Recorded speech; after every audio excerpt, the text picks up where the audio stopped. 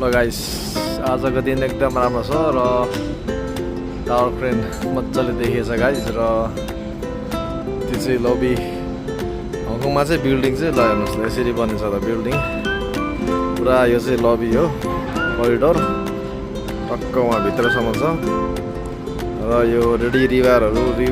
बनाएर रेडी बनेछ एउटा कोठा आयो र यो चाहिँ करिडोर टक्क लाएर यो चाहिँ तपाईहरुले चढ्ने लिफ्ट बनिन्छ यहाँ चाहिँ पछि लिफ्टको हो यो चाहिँ ढोका टक्क लाएर हेर्न सक्नुहुन्छ यो चाहिँ करिडोर र यो यता एउटा कोठा रिभरहरू हालिसकेको छ र तलबाट हामीले भत्काएर यहाँ हाल्नुपर्ने हुन्छ र यता यहाँ अर्को कोठा हुन्छ गाइस र सबै यो चाहिँ हामीले फ्रेम बनाएर प्यानलले चाहिँ हालेर कोठा बनिन्छ र पछि कन्भर्ट गर्छ र यो क्रेन टावर कोठा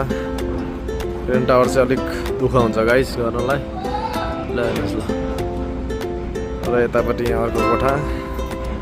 रिभर सिभर सब हालेर रेडी बनाइसकेको छ गाइस ल हेर्नुहोस् ल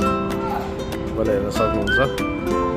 र बिल्डिङ चाहिँ यसरी नै बनाइन्छ गाइस हङकङमा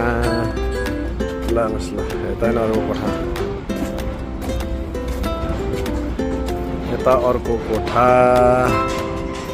र यो कोठा निकै ठुलो छ परसम्म ल हेर्नुहोस् ल एउटा कोठा यता र उता पार्ट हामीले गरिसकेको छौँ र यो चाहिँ अब गर्नु बाँकी छ भोलि पर्सि निकटैसम्म सकिन्छ होला यो चाहिँ लिफ्ट बनिन्छ पछि यो चाहिँ र यो चाहिँ भर्याङ सिँढी खुड्किला र यता गरिसकेको पार्ट चाहिँ यताभित्र छ गाइस टक्क यताबाट गर्दै आउँदैछौँ हामीले ल हेर्नुहोस् गरिसकेको भागहरू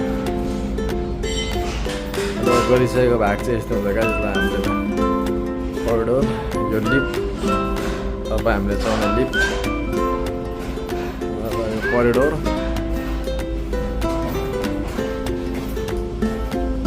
र एउटा यता कोठा अर्को कोठा करिडोर कोठा छ गाइस ल यो क्रेन कोठा हामीले भर्खर गरी भइसकेको छौँ र यता अर्को कोठा टक्क लाएर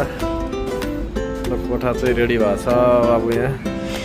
यो चाहिँ अलिक डिफ्रेन्ट सिस्टमको छ गाइस यहाँ ब्लक राखेर चाहिँ कङ्क्रिटको ब्लक राखेर डाइरेक्ट कङ्क्रिट गर्छ गाइस र यसरी नै बिल्डिङ बनाइन्छ हङकङमा कुनै ठाउँमा अर्कै सिस्टम हुन्छ यहाँ अर्कै सिस्टम छ र यसरी नै बनाइने हो र take care guys see you next time have a good day